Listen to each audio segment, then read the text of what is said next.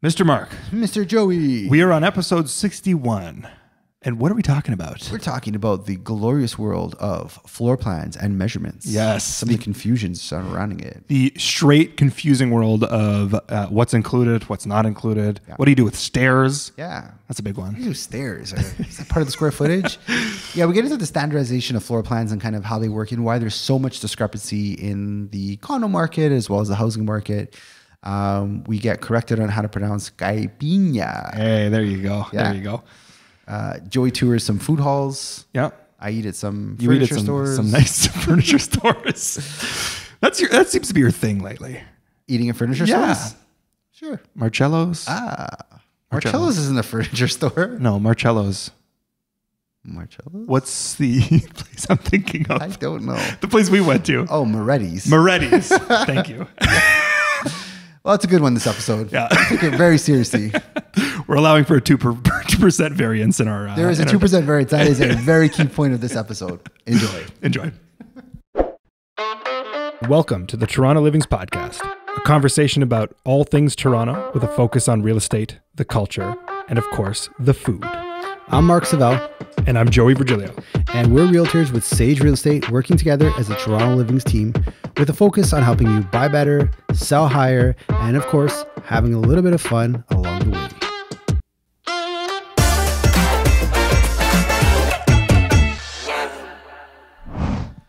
Hello, Mark. Hey, Joey. How are you? I am good. Episode 61. Episode 61 and a long weekend to boot. Yeah. This is like, we're in the midst of the long weekend. Yeah. Caravana, Veld. Veld, correct. Veld is also happening. Yeah. Something for everyone. It's a busy weekend. It is. Yeah. And for those kind of lost in between, good excuse to do nothing. Yeah. Join us. So we've done nothing this weekend. That's not true. We had a busy week. Yeah. You were killing it. This week and the last couple of weeks have been very good. Good. Very strenuous and good. Strenuous is always good. Yes. Yeah. I'm like still kind of in Euro mode. Yeah. I'm still like, let's have some wine. But I'm back in the swing of things as well. And we kind of had a really good conversation this week about a question around measurements of units. Yes. And that kind of spurred a really good topic where we're going to get into floor plans. Yeah, I feel like this is a really a place where a lot of confusion lies because there's there's builder's plans, there's what you're told by the realtor, there's public record plans. Yeah. There's 100 different numbers for the same unit. There's what the iPhone shoots out when you take your little app. Yeah, it's a messy world out there. It's a messy world, so we're going to clear up as much as we can. We will. But before we do, how was your week and where did you eat? Oh, glad you asked. I got to start with some corrections. Yes. Oh, okay. Because, oh boy, did we get some criticism after last week's episode from those nearest and dearest to us, starting with Adriana S. Yep. She's like, loved it. You just said everything wrong by like 3%. She's like, you almost had it. Welcome to my world. You're rubbing off on me, man. You're rubbing off. So going back to Italy, because we don't want to leave it yet. Italy and Spain, croquettes. I incorrectly said they were made with rice. Okay. She very quickly told me, no, potatoes. They're made with potatoes. And in my defense, I ate so many rice balls of similar texture, I just kind of grouped them all together. So for those who are erroneously guided to think croquettes were made with rice balls, Adriana S., let me know that they're made with potatoes. They're potatoes. They're potatoes. Okay, croquette. Actually, that just moved them up on my scoreboard. Oh, that changes. Potato over rice? Yeah. Really? All day. Potatoes, one of my, well, they're my favorite vegetable. You do have meat and potatoes quite a bit. Funny you should say that because like rice is probably low key one of my like favorite additions. What do you even call rice? Grain? Yeah, I think so. Favorite grains? Oh God, Adriana S is going to come down so hard on us. Let's not go here. Let's just nip that part in the bud. My mom used to make me cream of mushroom soup. Yeah. Poured over rice. Oh. It to this day is like my favorite meal. Oh, it's like a risotto. It was a risotto without me knowing it was a risotto. Yeah. And I remember like I would tell people like, oh, you eat this, right? And they're like, what? What? No one's ever had that before. That's like a risotto hack is what it is. It's so good. Yeah. It takes 2 seconds to make and it is like top notch. I might give that a shot. You should. Not right now because it's boiling outside. Correct. Another hot week in the city. So another correction. I claimed we ate shrimp tartare at Carbonella in San Vito Lo Capo. Right.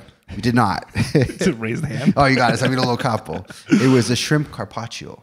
Carpaccio. Carpaccio. That's a difference. Minor difference, but still a difference. What is the difference in the actual? Oh man, don't put me on the spot.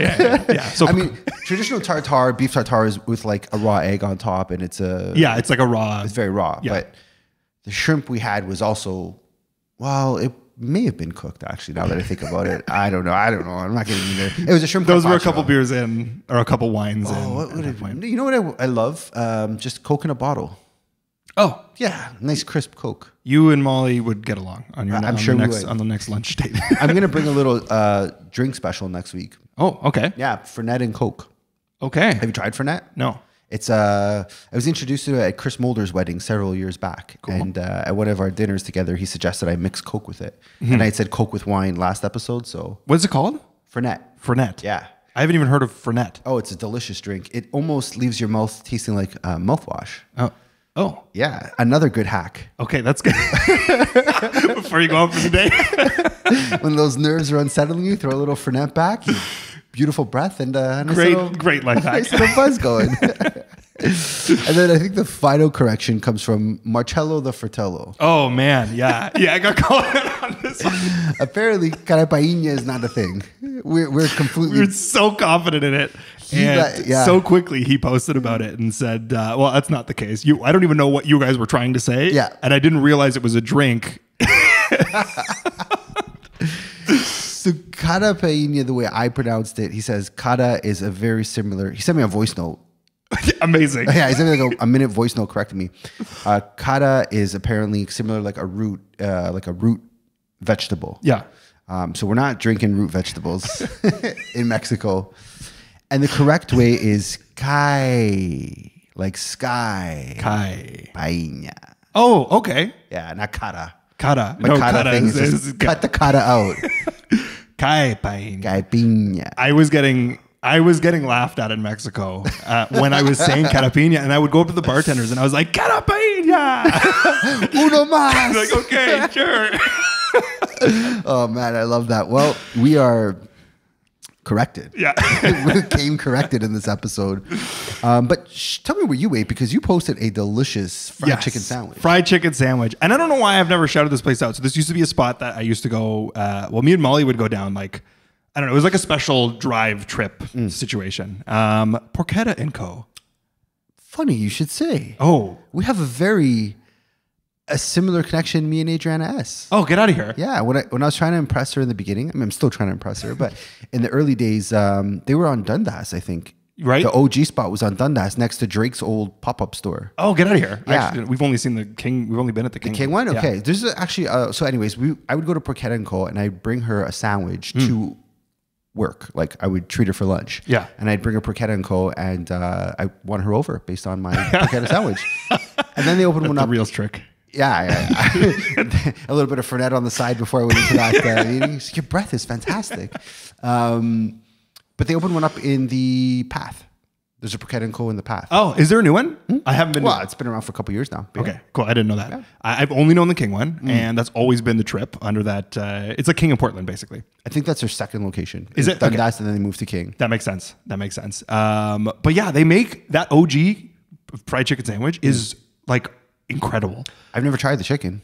So I know they're called Porchetta & Co. I've only ever had the chicken. Oh. Yeah, and they have, so I don't know if they still do it, but they used to have like a special, a specific special sandwich that they put out every once in a while. Nice. And found it on Instagram, and I was always like, want to try the special, but the OG chicken sandwich keeps bringing you back in. Yeah, ranch and hot sauce. The ranch, if you get extra ranch on it, I can't. Like it's one of the best in the city. Nice. Yeah, fried chicken sandwiches. There's no mustard on it? No. Okay, so the Porchetta one has a really nice mustard. That makes sense. And they actually have a bottled like grainy mustard on the table. Grainy mustard. It's so good. Yeah. You just need a little bit. It goes a long way. It really packs a strong punch. But with the cut of the pork, I can see that being like. And it's like I'm not really a big fan of like old school traditional Italian porchetta. It's a little too chewy for me. But this is like kind of in between new school and old school. And it's got that nice crunch, but not like incredibly chewy. I have to try the Porchetta at Porchetta & Co. We can go. We can go. We can go. Yeah, I would go back to that 100%. You posted that up on the gram yesterday, and I was like, oh God, I got anxiety. Like, oh God, what did I eat this week? I ate at the regulars like sushi on Bloor and shawarma. Nothing that we haven't mentioned before. Yeah. So last night we were at Yorkdale and I'm like, let's try Restoration Hardware. Also known as a furniture establishment. Yes. Yeah. The confusing place whenever you look at it in the mall and it's like every time I walked past it in the mall, I was like, what is this place? Yeah, because they actually don't have products you leave with. No. You order from the catalog and then they ship it to you. Right. Which is also Odd. different. Because considering there's like 6 floors to this place. 6 floors. It's stunning. Always fun walking through. But the restaurant is low key really, really, really good. Yeah. The pictures on your Instagram looked insane. Yeah, I'm gonna save you a lot of trips to this place and tell you exactly what you should order. And also, I'm gonna shout out Adriana S for this restaurant hack she suggested. Okay. We're both very indecisive people. The burgers from that place are like probably top 3. Really incredible. Double patty, delicious cheese. They do miniature pickles, chopped up onions. It's really, really good. Okay. So I was torn between that and the lobster roll. Right. She's like, why don't we get half and half? I was like, what a clever solution. And I was like nervous if the server was going to be like, oh, we don't do that. And she's like, yeah, we could totally do that. Yeah. So half and half's the thing. Yeah. I highly suggest.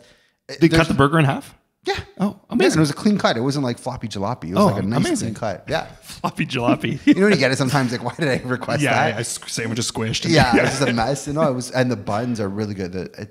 Brioche? Yeah, definitely brioche. I was trying to think of the word. It's brioche. Yeah, it's so soft, so airy. So for a double patty, like it's a single, like you could one bite it. You're not struggling trying to. Yeah, quality of meat is such a big thing for burgers, and I noticed the older I get, the more mature my palate is on my meat. The more discerning you become. Yeah, you notice it. You notice it when the quality's good. Also, I had just quick shout out. I had a walkthrough for the first time since Waterworks Food Hall just opened. Nice. Which is I'm going back there 100%. We should do a tour there. I would be very game for that. Yeah. Everything smelt really good, and I had a coffee from Boxcar Social. Okay. Have you had Boxcar Social before? I have. Yeah. Okay, I had an iced Americano. Okay. And the tone of your voice from the coffee connoisseur, I will say it was one of my favorite iced coffees ever. No judgment. I actually did enjoy a straight up espresso from Boxcar Social, so I'm truly not surprised that the iced coffee was good. Yeah, it was delicious, and like friendly staff was chatting the whole time when I was there. Highly recommend. Okay, highly recommend, and it's just like a good vibe right now. Did you get a price point? Of where things sat? Yeah. To be honest, no. I was more just at a smell and walk. I don't know if I shared this. I did a well walkthrough. Oh, the well recently, like just before our summer break, right? And I found prices kind of landed between the $15 and $20 mark. Actually, I don't think I gave a review on that one. No. Yeah, we had a wild Japanese hot dog. Oh, no, I don't think we've talked about it. Yeah. So anyways, food courts are all the rage in the city, and there's a couple good ones downtown. So you have the Well, and now you have Waterworks. Yeah. Just in the, what would you call it, King and Portland area, Adelaide? King and Brant? Yeah. It's where that surrounding that big park with the dog park. Yeah, Adelaide and Portland near Othership. Yep. Yeah. Impact Kitchen, yeah. Just look up Waterworks, you'll find it. Yeah. It's not a hidden secret. There's a lot of press going on with that one. So shout. And honestly, we're talking prices. I think everything is. It is. So, okay, this is what I struggle with. Am I getting old? Am I in my dad era? I'm like, $4 for a coffee, which I think is egregious. Agreed. Yeah. Agreed. Egregious? Agreed. You agree with my I agreed you're with your egregious. Like, I've always felt like espressos are an art and they're hard to get right. Yeah. And they should be more than $2 because of the skill put in. But when I order $4 and they're shit, yeah. and I'm like, no, you took advantage of of an opportunity here. This is not fair. My comfort level right now in this economy, $3. Yeah, that's fair. For an espresso. For an espresso, yeah. I shy away when I see $4. I'm like, I know it's going to be bad. I'm not going to do it. I'm not going to do it. Yeah. It's new age. It'll be new age at $4. See, but I've come off my Palma experience. Like, if I'm going new age, I expect what's the name of that coffee drink? Oh, I don't. Cortado. Oh, God, no chance I was going to remember that. Cortado. Cortado. Yeah, if I'm dropping $4, I need some milk in there. I need some quality milk to justify the $4 price point. Yeah. Okay. I'm not getting a hipster espresso for $4 and then having a bad afternoon because I'm like all angsty. Yeah, angsty until you crash really hard. What's in those coffees? I have no clue. What's in those coffees? Like, not to be rude, but like at $4, I can't leave a tip. Yeah. No, I know. I'm at $6.50. Yeah, for like this much liquid. For 5 beans? I don't know, man. At that point, I might as well just go to Timmy's and completely ruin my life. I had a Timmy's espresso the other day. A Timmy's espresso? Okay, that's a problem. Yeah. Why? I said I had one good one the very first time I went, and then we tried it and it was awful. Yeah. And it was truly awful. And then I went to this one on Adelaide. It was on Adelaide. Okay. And Spadina. And it was good? Yeah. You're chasing the dragon.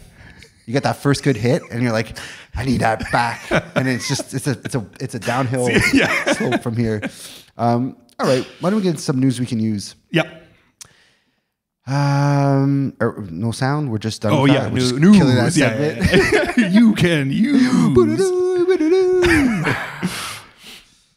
All right. Speaking of prices going up, if you're breaking the law on the streets, the city's coming after you. They have increased 123 traffic parking fines. If you park without putting money in the meter, it goes from $30 to $50. Also, it's like $6 to park on major streets now. Have you? It's $6 to park. A lot of streets. They haven't updated them all. So like, there's some key streets where you could still get by for like $3.50 an hour. Right. But it's like $6 for like some not nice streets. Yeah, I'm going through. I always use my Green Pea app, and it makes it. You know what's funny? You gauge it less when you're using the app as opposed to having to grab your coins out. Agreed. And know exactly what you're putting in there. Agreed. And it's nice when you get that little notification that there's 10 minutes left. It is honestly, that is one of the best moves they've made because I do. It's and you don't have to go back to your car. It's very convenient. I actually use that. I'm more inclined to pay because they've made it easier. Yeah. Like, nah, there's no excuse now. Yeah, 100%. You give me a freaking countdown. Yeah. When my thing's about to expire. That is very good. Can you give us another one of those? Yeah. Yeah, spot on. Yeah, that's music to my ears. I hear that pretty much once a day. I hear once an hour. I'm like, time to renew. So yeah, fines are going up $3 to $50. If you're parking in a bike path, they are really crucifying you from $60 to 200 buckaroos. That's a lot. That's a big jump. Yeah, don't be blocking bike lanes. Yeah, that's a big jump. This is all okay. This is tough. I understand it. Yeah. But that's really rough in terms of jumping. And then also, like, with all of the conversation about inflation and how expensive life is getting, to do these ticket increases is just, I don't know. It feels like icing on the cake of stuff that we don't necessarily need to be hit with right now. Although I understand why it happens the way it does. I'm going to veer from you. I'm going to take the polar opposite side. Let's hear it. I think fines should be higher for people blocking lanes. not just bike lanes. Yeah. There is an alarm going off, by the way. Yeah, I don't know if it's being... someone got broken into as we're discussing crime in the city. Hopefully it doesn't pick up too loud on the mics, but that just completely threw me off. Yeah. But like, I go back to my famous St. Clair and Bathurst intersection. Yeah. There's always at minimum 3 cars north of St. Clair on Bathurst. Yeah. You know what? The fine should be $2,000 if the first offense, and up to $5,000 if it happens again in the same year. We're going to differentiate. Watch how quickly people correct themselves. Oh, no one will park on that. That's what it takes. If you want to get the traffic flowing, don't clog up the arteries with cars. It's an intense one. But here's my issue that I take with it. Okay, yes. My main thing is that in this economy that we're in right now, this is a really tough pill to swallow when it feels like it's just a cheap money grab for the city to take. Mm-hmm. Also, my other piece of it is from my experiences in the last little while of driving around, my traffic clogs come from construction 90% of the time. Fair. And only, I would say, maybe 10% come from like a car parked in the wrong situation. Okay. And it's always, I was recently, so I drove past from basically west to east during Caravana yesterday. Yeah. And I was on Dundas. I was losing my mind. I talked about this a little bit with you before, but I was losing my mind because I was passing Bathurst and everything just stopped. And I was like clogged and everything went down to one lane. And I saw a construction pillar up there with an arrow being like one lane. And I'm like, oh, there must be construction. After 20 minutes of waiting in this lineup, I finally make it. And I see that this one sign is just on the road with pylons surrounding it, and there was no workers or work happening. It was just a spot for the sign to sit, and it forced everybody to get into one lane just before the intersection opened up and caused this like crazy lineup of. So what I vote is that we ticket pylons. Oh, didn't see that one coming. For every pylon that gets put down without a construction worker near it or actual work going on, we service tickets. To the companies or to the pylons? Let's start with the pylons, and if they don't pay, we take it to the companies. Joy for Mayor 2028. Let's make it happen. Let's get it trending. I agree with you. We on Dufferin and Lawrence, there's been 3 months of construction. We didn't know what the heck they were doing. Yeah. And I still don't know what the heck this actually is. It looks like they made a dedicated bus lane for 3 blocks, and it starts and stops just 3 blocks. Yeah. They put red markings on and this was 3 months of construction. Same thing like you're saying. Most times when you pass by, there was no sign of work whatsoever, but this is completely locked down. They got to get a better control over construction management, is I think what we're saying. Yes, construction management and just orchestration of like the timing of allowing things, or if. Rules of, I understand to block off a certain section for a certain period of time, but if your construction workers are going home for a week or they're not going to be working, you need to like let that, if it's not a safety hazard, let that open up. Like in a situation like you're describing with just a sign and no evidence of anyone being harmed if that sign was moved to the sidewalk. Yeah. What if we start a vigilante group? Traffic fighters. Yeah, so we're patrolling the streets already, the cyber streets, the Toronto streets. If we see inefficiencies in traffic, we're going to fix it. Take matters to our own hands. I'm taking my own tickets out. I'm going to be tagging all those pylons. Oh, man, we need masks. We need cool little Ninja Turtle masks so people won't know it's us. Cartwheel into it. Joey, Mark, traffic fighters. Oh, man, we're definitely getting arrested. Well, we agree. There needs to be, maybe in all seriousness, all the fines collected from these new amounts should be assigned to employing a team of people to better enforce traffic management. Yeah. Yeah, 100%. I think the biggest situation or the thing that we're fighting is traffic. At the end of the day, it's just like, this is an awful city. We got rated #1 recently in the worst city to drive in. So like there are clearly problems that need to get fixed. And no efforts to address them. No. Except for increasing fines on the people, that's where my beef comes from. I like it. Nevertheless, the vigilante traffic crew is coming to you. Yeah, that's right. A neighborhood near you. Neighborhood near you. Traffic watch. All right. Well, speaking of goofy things that the government's doing, the Liberals early in the year announced 30-year amortizations. Kinda. Yeah. Kinda. So I grew up in an era of about 15 years ago where 30-year amortizations were a thing. When I started my real estate career, 30-year amortizations for all. Right. Everyone was eligible for it. Yep. So when I heard the Liberals bring it back, I was like, oh yeah, I've been there, seen that. Like, not the worst move in the world. If people want to spend more time paying off their home, I get it. It's expensive. But that is not the case. No. We did discuss this, but as a refresher, because it launched August 1st. Yeah. This new 30-year amortization is only for first-time buyers, only buying pre-construction. So no investors, no resale. And as a fun little fact, if you are buying pre-construction, chances are you're already putting down 20%. So it doesn't apply to like 97% of people out there. But what a great headline. What a great headline. And a fantastic headline that does nothing. Fantastic. You know what's funny? I wrote this note and I was just like, after you wrote that. So we were talking badly about the traffic and fine situation, and now I'm going to talk badly about this and feel bitter. A lot of bitterness right now. Yeah, it's wasted hot air. Yeah. Why even like again? It goes back to like who sits in this room and comes up with this is gonna really move the needle. Like it's just a lot of fluff without any substance. Yeah, exactly what it is. It's a nice way for somebody to put a headline out that literally does nothing, like actually nothing. Yeah. So if you got excited when you saw 30 years, just note it's only going to apply to you if you're buying pre-construction and you have 20% down and you're not an investor. Spoiler alert, majority of people buying pre-construction are investors, not first-time home buyers, and already have 20% down. So a big nothing burger. Yeah. All right. Yeah. Let's put that to bed. Yeah, absolutely. All right. New listings. You got Gerard.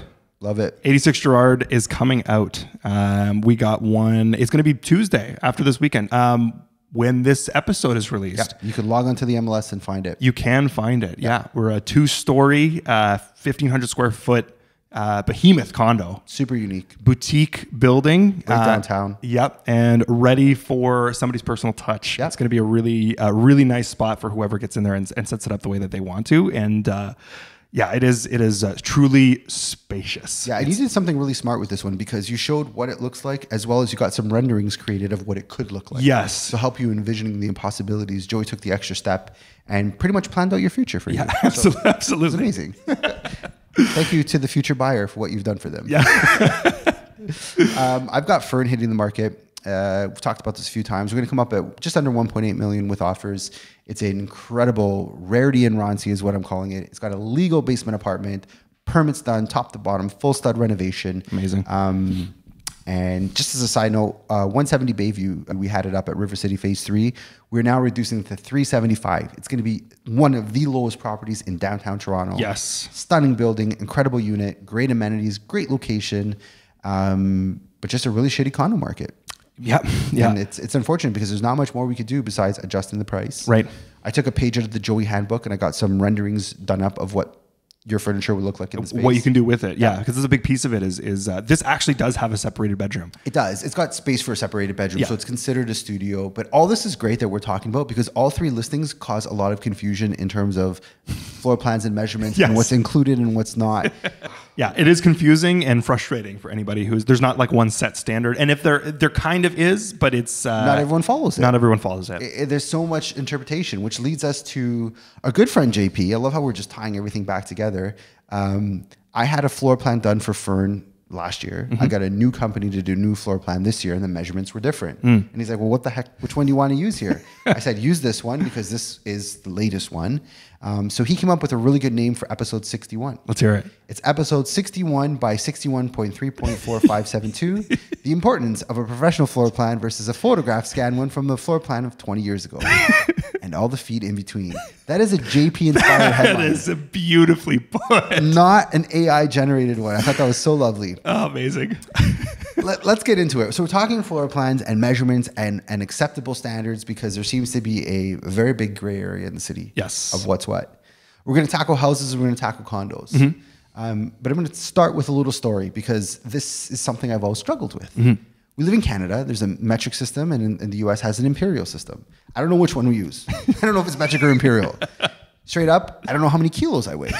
I can tell you with pinpoint accuracy how many pounds I weigh using the American system. Yep. But my height in meters and my weight in kilos, I don't know. No. You know? What I know is that they're smaller numbers. That's all I know about them. Yes. Everything we do is larger numbers. Yes. So, and I did my weight in kilos. Oh. Because it sounds nicer. It sounds nicer. Yeah. How many kilos are you, Joey? 108 kilos. That sounds fantastic. Light as a feather. Light as a feather. But as heavy as a stone? Oh. Are you aware of stone measurements? No. Right. No, not until... No, let's hear this. Yeah, so stone measurements, I was on my honeymoon talking with another newlywed in Bali, and he's like, oh yeah, I put on 4 stones. And I was like, is he talking about kidney stones? Cool slang. Yeah, stones. I was like, did the food generate kidney stones? I was so perplexed. What do you mean stones exactly? He's like, oh, that's our unit of measurement. I'm like, what? You measure yourself in stones? And it's a very acceptable terminology. Basically, 1 stone or 14 pounds is 1 stone. 14 pounds is 1 stone. Did I get that right? Or 14 stones is 1 pound. 1 pound. One or the other. Yeah. Something along those lines. But they use stones as a measurement. I love that idea. Stones that's just such a cooler way to weigh things. Yeah. How many stones you weigh? I love that idea. 7.5 stones. Length should be in sticks and weight should be in stones. If this world wasn't complicated enough, let's start getting natural nature to come up with them. Which, I mean, it all started there. Really? Weights would have all been like you would have had to put literal stones on a scale to measure how much. Even, when you think about the way that they used to like separate roads and things like that, they used to use chains. Yeah. Yeah. You learned that in real estate school. Yeah. It was. Did they teach you that in your? Yeah. It was. Links and chains, I think, is the. What did you say? Links and chains. Links and chains. I think something along that. Yeah, there's a certain stretch of like whatever the length of the chain is. I forget what it is now, but that's how they did it with roads. They would like just 1 chain, 2 chain, 3 chain. Yeah. And that's how they'd separate it. Yeah. So 14 stones is 1 pound. That's the correct. 14 stones, 1 pound. 1 pound. But it just goes to say there's like all these different metrics that you have to remember. And like when I was a butcher, I had to learn pounds and kilo quick conversions. Right. So 454 grams is 1 pound. Okay. 908 is 2 pounds. Right. A kilo is 2.2 pounds. 2.2. Right. Because it's half. 2.2. It's basically, yeah. It's a little over half. Yeah. So 454. Right. It's a little bit less. But which adds like a whole level of confusion. Like, why isn't there just one universal standard? Yeah. Go pounds, go kilos, go stones. I don't care. Just use one. Just forget national pride for a minute because it really makes things convoluted. Yes. We're looking at properties in Europe and it's like 87 meters squared. What? Where do I even begin with that? Yeah, that's also like when you're doing floor plans for things now, you have to use meters. You have to use meters in your measurements. The MLS requires us to use meters. Yes. Yet we talk square footage. We talk square footage all the time. All the time. When people are asking how wide things are, it's usually is this bedroom X amount of inches so I can fit my bed, or is it X amount of feet so I can fit my bed? Nobody talks meters. Nobody talks meters. Yet as a Canadian, this is the system we're supposed to be using. Yeah. Now the only saving grace is that there is a standardized measurement, like a pound does convert to stones or to kilos or to whatever you call it. Yes. Because we use scales to come up with equal conversions. But the standards we have for floor plans are so convoluted. They're all over the map. And as I alluded to earlier, basements aren't technically considered part of a home square footage. Yeah. That is bullshit. Yeah. How do you not include a basement? I don't know. It is complete. I don't even care. Okay. The only exception to that rule in my books is some of these etobicoke properties that have like a little crawl space. I would understand if that's not included because it's not technically usable square footage. It's not livable. Yeah. It's not livable. And so I went deep into this because there's the appraisal standard. I read the Canadian appraisal standard. Okay. I think it's the Ontario appraisal standard, which states that anything above grade is considered usable space. Anything below grade is not. Excuse me. How many homes have man caves, have accessory suites? Full kitchens down there. Fern has a legal apartment. Yeah. Are you telling me that's not usable space? When you're looking and assigning values, square footage is a very heavy component. Yeah. That you're comparing apples and apples. And we do it in the condo market all the time. So if you're telling me a house is only 1,200 square feet because you're not including that 600 square foot basement apartment, it makes no sense. No. It makes no sense at all. I actually took a look into that same PDF because I wanted to just clarify when that line gets drawn and question for you. What happens if you have a raised bungalow or a like 3-level back split situation? Did you get to that part of the PDF? I did, yeah. So they include it because it's above grade. So here's the funny part. If it's partially below grade, you don't include it. Correct. So a raised bungalow, even though you have a big portion of the basement that is above grade, it still doesn't get included. But okay, so the way I read it was like, maybe I read it on if there's a hill. They go by the grading of the hill. Right, okay. So maybe that's the difference between the two. So you're saying if that raised bungalow's basement is below grade, technically it doesn't count in square footage. Yes. Which is ridiculous because, like, again, it's definitely usable space. You can potentially, especially with the way the bylaws are going, put an accessory apartment down there. Yes, like many of them have. Many of them have and are encouraged. So I think there needs to be some updating, or like the government, if you want to spend some actual good use of government dollars, forget these fake 30-year amortization increases, come up with like very standard understandings of basements. Yeah, this uniform would make life so much easier. Yeah. And 100%, they're usable square footage. It's a dated thing. It's something we've used since like I don't know how long ago when this all originated. Yeah, but I'm pretty sure it hasn't changed that much since it first started. Well, I mean, I could understand if you look at like historically speaking, like Australia doesn't have basements. Southern U.S. they're built on slabs. Florida does not have basements. So there's a case in point for that because there technically is not a basement. Right. But all of Canada has basements because we have permafrost. We have to dig down, and that's just the way we build. Yeah. Therefore, the Canadian standard needs to be clarified, and basements most definitely need to be included. Yeah. Square footage, it's more than just a numerical measurement. It's how we assign value to a house. Right. And thankfully, most people do, how do I put this? Like off the book say, yeah, there's definitely an 1,800 square foot home, not a 1,200 square home. And the banks, I think, also take that heavily into account. And when they send the appraisers out, they will include all that in there.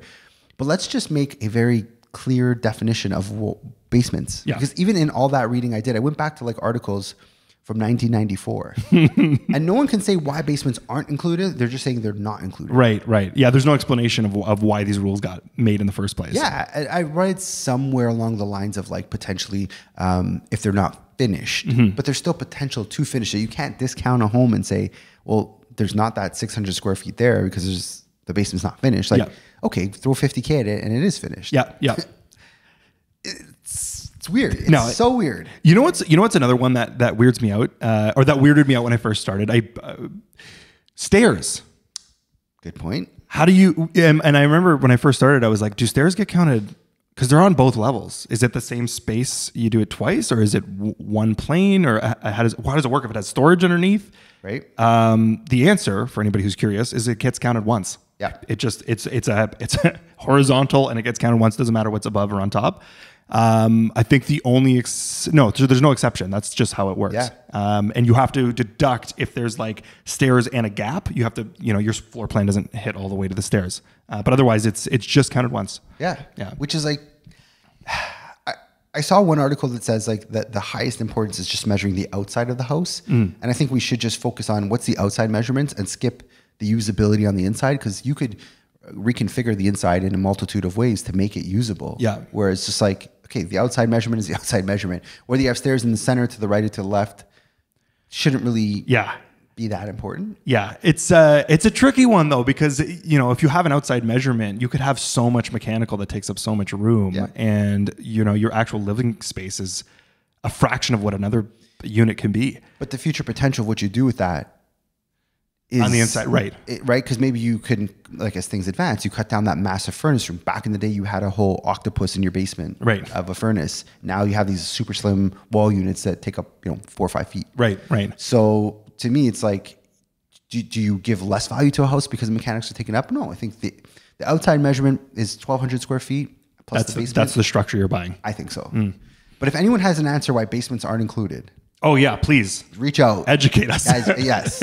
Enough of the food mistakes we're making. Educate us on stuff that actually matters to us. So I don't know. That's super confusing to me. But let's get further confused. Okay, let's talk do about condos. Yes. Okay. So condos are an interesting one.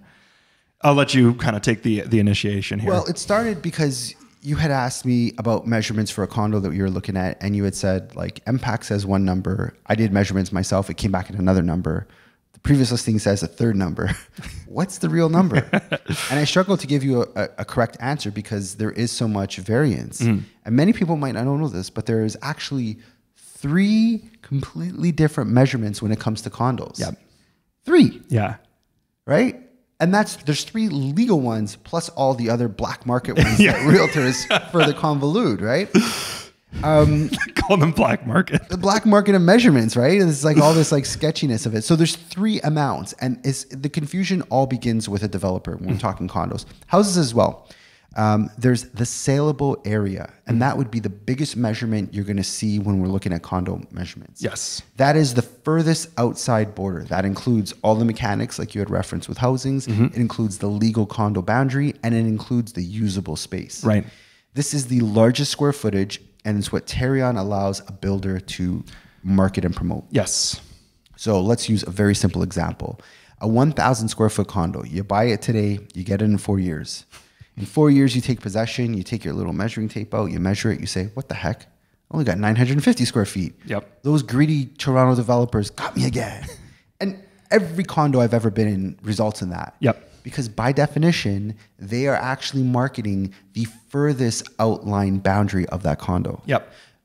Us as consumers aren't taking in the drywall, the studs, the pillars, the ductwork, the mechanical, and anything else that falls under the outside border and your actual usable space. Yes. And so this is where the key confusion comes from, because in us as consumers, all we care about is how much can we use? Yeah. Yeah. Right? And with condo developments, it gets so skewed where they might show you a closet and then they end up putting your mechanical in the closet and you've just lost 3-4 feet of your walk-in closet space. Yeah, right? exactly. Yeah. It's very confusing, and you have to understand that when you're buying pre-construction specifically, you're buying that square footage, but the money you're spending per square foot is smaller than what you're actually, like, when you with what you get. Yeah. You're paying for the outside boundary, and you're using the inside boundary. The smallest of the measurements is what you're actually getting. Yes. Yeah. And it's perfectly legal because they have advertised the outside measurements of it. Right. So very important to note, there's a saleable area, which you'll never see. And then there's the usable area. Usable area. And all the marketing that a developer puts out, is including your agreement of purchase and sale, shows the saleable area. So by definition, you will always get a smaller usable space, given the fact that they have to construct that and have those drywalls and other elements that I kind of mapped out. Yep. Yep. And then you have your black markets.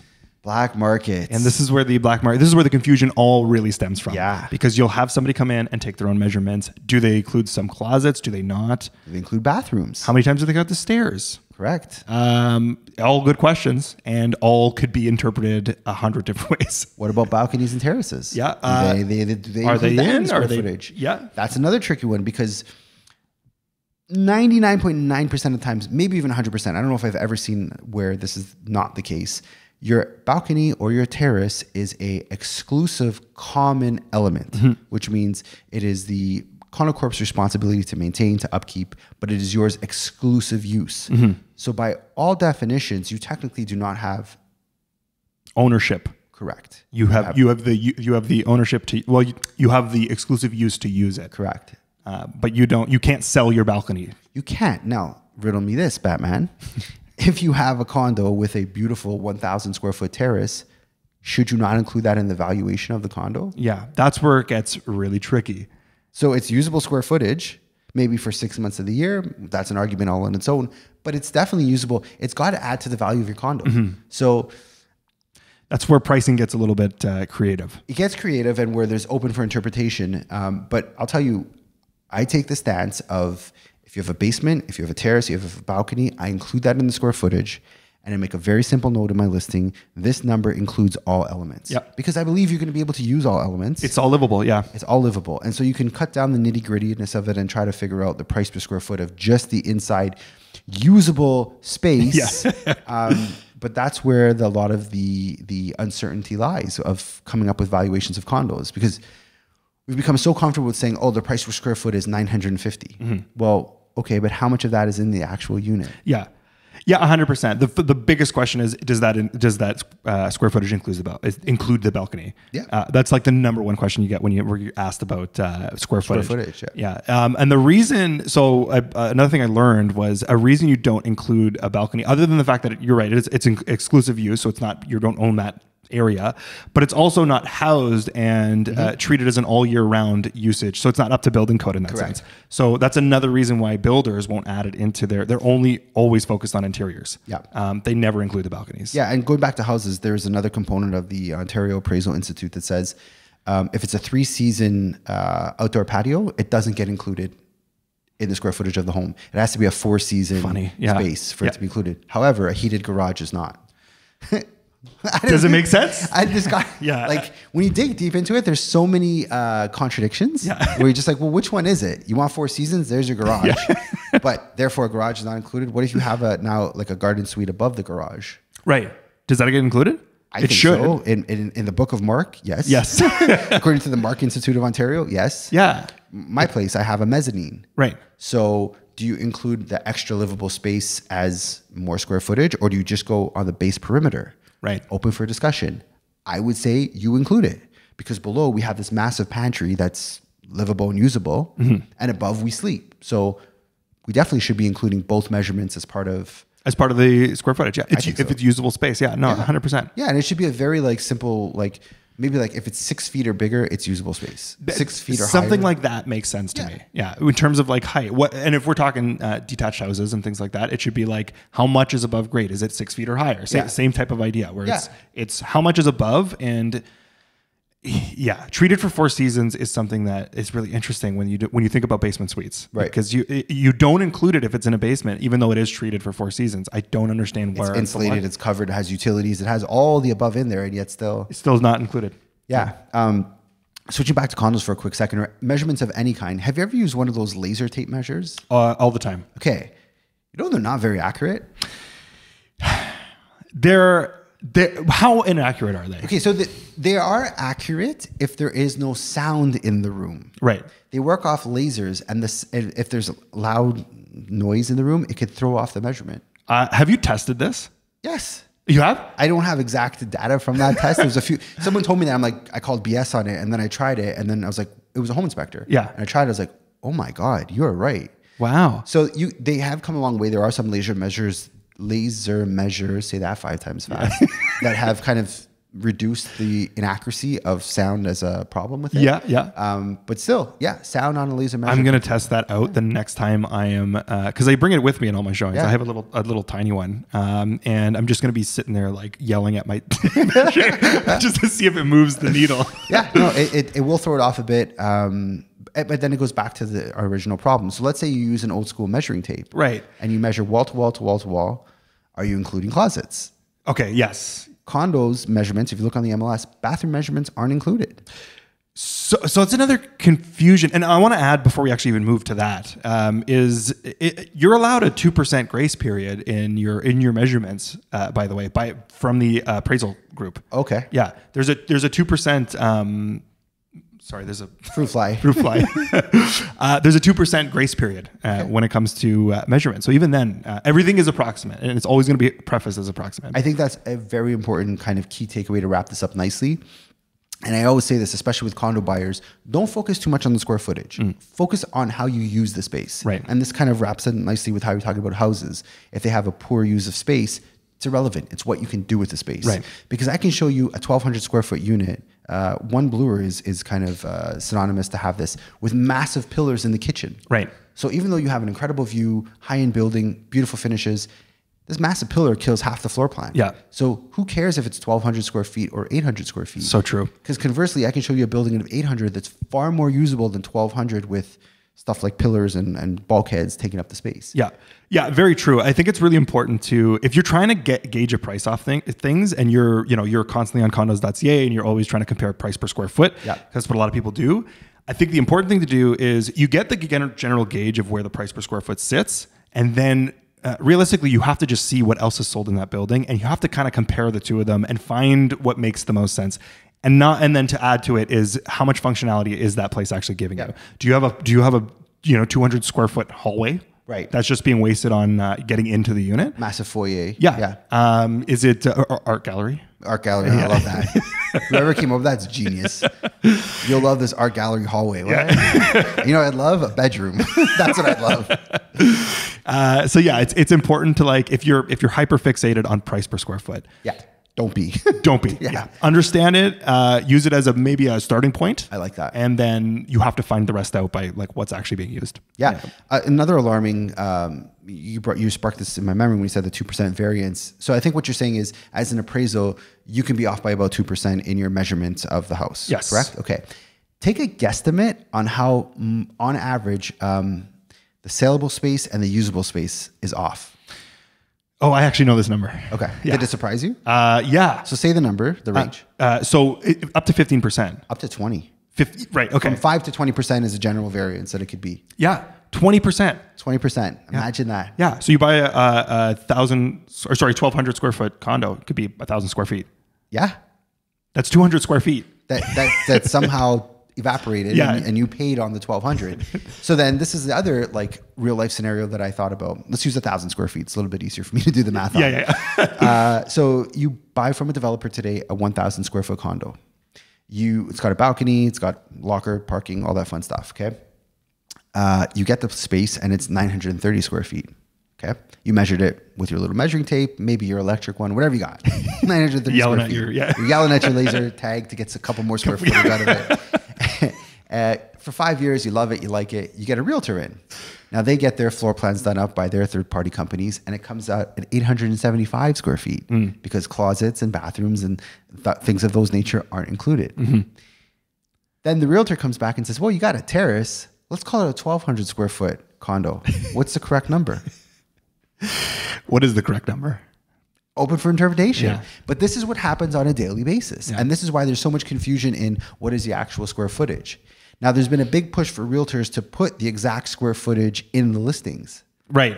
I'm scared as hell to put the exact one because with so much There's so many variables. Yeah, it's so interpretative. Like I may have been trying to be very honest in my representation of the unit, and depending on what standard you're using, you could be off. You could be by up to 20%. And that's a big price jump if you're talking about price per square foot. Correct. Yeah. And then like this is a question you brought up. What number does MPAC use? Yeah. Do they use the developer's saleable square footage, or are they using empirical data from realtors who we just said have all these tools that can throw the numbers off and a non-standard method of coming up with square footage? Yes. Are you excited? I'm excited. This episode made me so excited. I'm so excited. Like I was like, man, there's so much variance here. And like, yeah, I think this came, but it had me question everything. Yeah. What's real anymore? Yeah, 100%. I'm actually really glad we did this episode. When we were talking about it, this was a big one because it was like, it's always a point of confusion and always a point to be like, why is this different? Yeah. I don't understand. And then if you could pay for the public record and get what public record says, and it's like, you're a 20% jump up. What are they basing that off of? Yeah. Are they taking, because I don't know, I'm not putting MPAC on blast because I don't factually know this, but I know at some point, from what I understand, they were taking measurements from old MLS listings and using that in. Right. And again, if we're using this... I mean, I've seen plenty of listings. Even then, I've seen plenty of listings that say as per previous listing. As per previous listing. Yeah, that's the lazy way out. Yeah. Right? Yeah. Where you're like, I want no responsibility for the measurements of this place. Blame the last guy who took measurements. Yeah, so it's like, you know, we use measurements as such a precise measurement, literally, but you have a scale which is hopefully calibrated to give you an accurate representation. Yes. Our scales are so widespread from a ruler, a measuring tape, someone's interpretation, kind of iffy standards of what's what, and an institute that says basements aren't even included. So there's this whole like open-ended understanding of what a measurement of a place could be. Yeah, I mean, sorry, the idea that listings used to have a specific, they used to have that where it was a specific square footage that you'd be able to put in your parameters. They took it away because of the amount of lawsuits that. Yeah, that's why it's always a range. Yeah, we don't have to put the exact square footage anymore. I think I'm still doing that. You don't have to. Okay, good.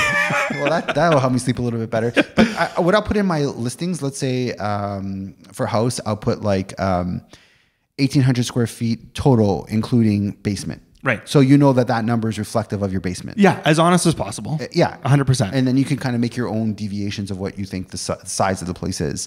For condos, I'll put 500 square feet interior plus 175 exterior, total, whatever that, 675 type thing. Yep.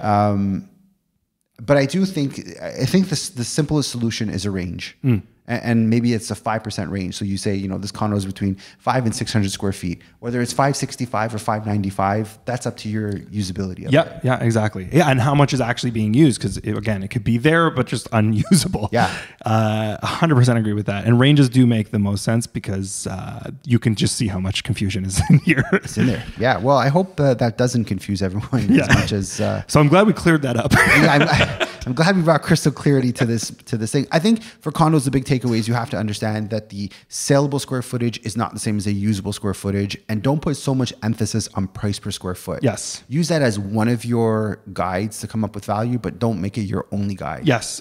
That's the best way to put it. Yeah. Yeah. Thinking like instead of OnlyFans, we use only guides. Only guides. Yeah, only guides.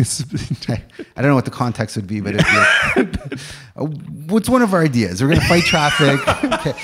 We're going to create an only guides subscription account where we'll give you the accurate square footage based on our methodology of measurements. Wow, we're really it's on it. We're on the deep end on this one. Well, the correct answer of how big is your house or condo is whatever the bank accepts.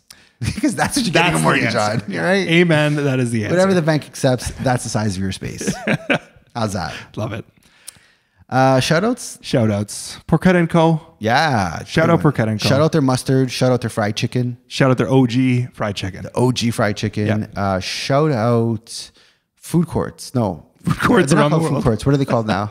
Waterworks. No. Food halls. Food halls. It's the nouveau way of calling it a food court. Oh, is that what? Yeah. Food halls. Because it is a food court. It is a food court. Let's be real here. It is a Yorkdale food court glorified at the base of a condo. And I ain't mad at that. Me neither. I'm all for when you do it right, you do it right. Yeah, you do it right. Shout out Restoration Hardware. Yeah. and they're delicious. And their burger, which is a sleeper of a burger. Yeah. Really worth it. Shout out their lobster rolls. Shout out their blankets that are incredibly comfortable. Oh, okay. Yeah. I bought one at Halton Hills. They had like an outlet store. Oh. Because I ain't paying retail. I ain't paying retail. Let's just be real. Right off the showroom floor. Yeah, I told you, I'm in my dad era. I'm not paying retail for anything. Yeah, blankets, extremely comfortable. And then we're going fishing this week. Yeah, that's right. I brought it up in the last episode. I don't know why. We still had a week to go. Yeah, we're going fishing this week. We're going fishing on and Wednesday. And we're going to win some prizes. Yes. Because I'm determined. Yes. And we could potentially, did we share what the prizes are and could be? No, I don't think so. Okay, so fun fact. Lake Ontario is home to gigantic salmons. Yeah. And there is a tournament for the 2 months of the summer where if you catch the biggest fish of the week, you win $10K. Top 25 fish win prizes. So we could win a Yeti cooler. That'd be pretty cool. How long does this tournament last? Till the end of August. So 4 weeks and you can win, 8 weeks. 8 weeks and you can win $10K a week? Per week. And if that fish is the biggest fish of the summer, 50 buckaroos. Wow. $50,000. These prizes are insane. I didn't believe it. It is true. I follow the Instagram account. They have paid out. That is so crazy. Yeah. What an investment into this tournament in Lake Ontario. Lake Ontario. So we got to go for a 31 pounder or bigger. Easy. Easy? 31 pounds. That's my baseline. Oof. And I'm going above. I caught a 17.5 pounder. Yeah. I thought I was pulling a Mazda Miata out of Lake Ontario. It absolutely destroyed me. So I if anyone's up for the challenge of a 31 pounder, it's you. I'm so in for it. Imagine we win 50K. Listen, the most I caught was a sunfish by the tail, right? By the tail, you snagged it. No. Captain Tao, Real Rush Adventures. He is the man. This is my third outing with him this summer. Yep. I'm addicted. I am so hooked. And he, see what I did there? Yeah, that's good. Yeah. Out with him. Sorry, yes. If you follow him on Instagram, you can see the size of these fish that come out of Lake Ontario. They're massive. They're torso plus. You're going to lose your mind. Just be there on time. Yeah. The boat leaves at 5 a.m. Got it. My dad's coming and he's like a stickler for time. So he's ready to go. I'm there. Yeah. Me, you, and the rock god are going to go salmon fishing. It's going to be good. Yeah. I'm going to die if we catch like a 31 pounder. Like, you don't know how happy I will be. Or going for gold, man. Going for gold. Even if you get like a 28 pounder, we're good for the 1 week earnings. We should be in a good place. Okay. Yeah. Okay. And is that what it is? Like it's about like high 20s? 27s, it seems to be like the winning fish for the last couple of weeks. 27. So for like 28 to 30, we're in over 30. Yeah. But top 5 is like a really good cash prize for the week. Is it? Okay. I'll still take it. Yeah. Yeah. We'll take anything. I'll take it. Work and stuff. We've become fishermen to make do. Love it. All right. Shout out them. Shout out Adriana S for always correcting myself. Shout out Marcelo de Fratello for the Brazilian lesson there. Yeah. Kai Painha. Not cara. Guy Painha. Guy Pina. Oh, not. Yeah, we're going to stop trying to pronounce it. Shout out JP for the incredible title. And shout out the Ontario Institute of Appraisals for giving us more insight on this. I also want to shout out this company called Protect Your Boundaries. They are an incredible company. They host a seminar once a year that I attend, kind of an update on the market. They had a really good panel, but they have this really good course for realtors. I think it's an 8-part course. Everything from surveys, boundaries, understanding easements. I think it should be a requirement for all realtors to take. I like it. Yeah. I took 2 of the courses. It was fantastic back during COVID. Yeah. They were offering them for free. It's $50. So it's not that expensive. It's packed with knowledge. It'll get way deeper in the weeds of the condo measurements and how all that works. So protect your boundaries. I'll have the show note here. But even if you're just a consumer listening to us and you want to learn more about how measurements are done, I'm going to link to the condo. It's a 5-minute video clip where he explains in a little bit more detail. Yes. As well as just their blog in general has a ton of really good content. Love it. Yeah. I agree. Standard for realtors. This should be a part of it. Yeah. More so than some of the stuff they teach us. Yes. Completely useless. So there you go. That wraps up episode 61 by 61.2375. Thank you, JP. Thank you, Joey. Thank you, Mark. Are we shaking? We're shaking. Congrats. I don't know. Yeah. We passed our prime on this one. Enjoy this episode. Enjoy. Thanks for listening to the Toronto Living's Real Estate Podcast. You could find more information on how we work over at torontolivings.com. Be sure to sign up for our newsletter to get price reports from over 150 different neighborhoods in the city each and every month. If you got any value, please like, subscribe, and share with your friends. And if you made it this far, thanks for listening.